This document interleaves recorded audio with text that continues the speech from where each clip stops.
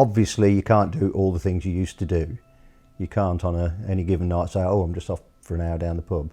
It becomes a bit of an operation. Make sure you've got this, make sure you've got that. It slows you down, but it didn't stop us doing, as a family, things we did before. It didn't stop me doing.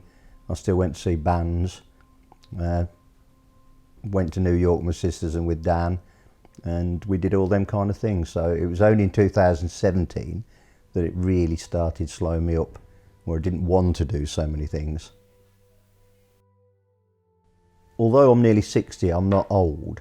And I think if I was old, 75 and withering, I think you're more likely to be patronised the older you are.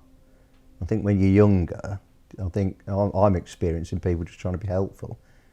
And I've certainly not been, in fact, I've definitely never been patronised.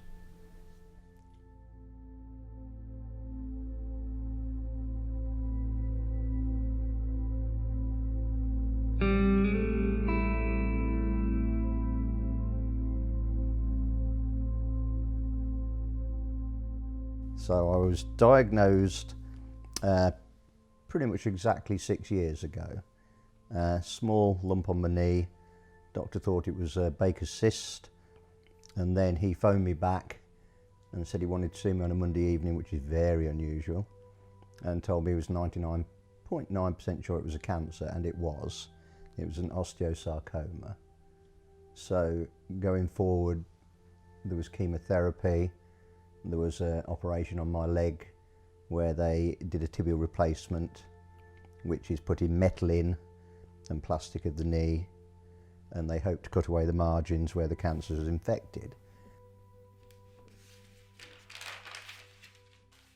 I remember we went camping, a big group of us, lots of families, and I remember walking over a bridge and Mick was walking in front of us and he was limping. And I said to my friend, I said, we've got to get him to the doctors, and that's where we left it. He went to the doctors, basically got told to wear a support and to take painkillers, and then probably a month after that, he went back to the doctors and said it's no good, it's not getting any better. So then he was sent for an X-ray, and that's when they suspected the cancer. You still get out, I drive, I get around, I use crutches, I use wheelchair. Not yet done the mobility scooter. That's to come. The first thing is telling my wife and then telling the boys, and that's hard because she wasn't with me when I was told.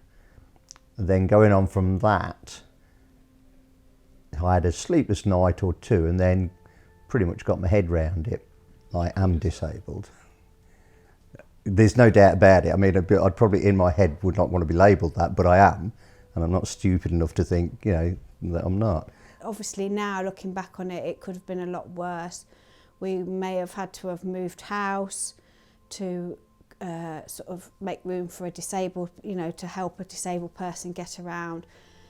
But obviously Mick's so determined and stubborn, and he just gets on with everything, which is fortunate for all of us, really.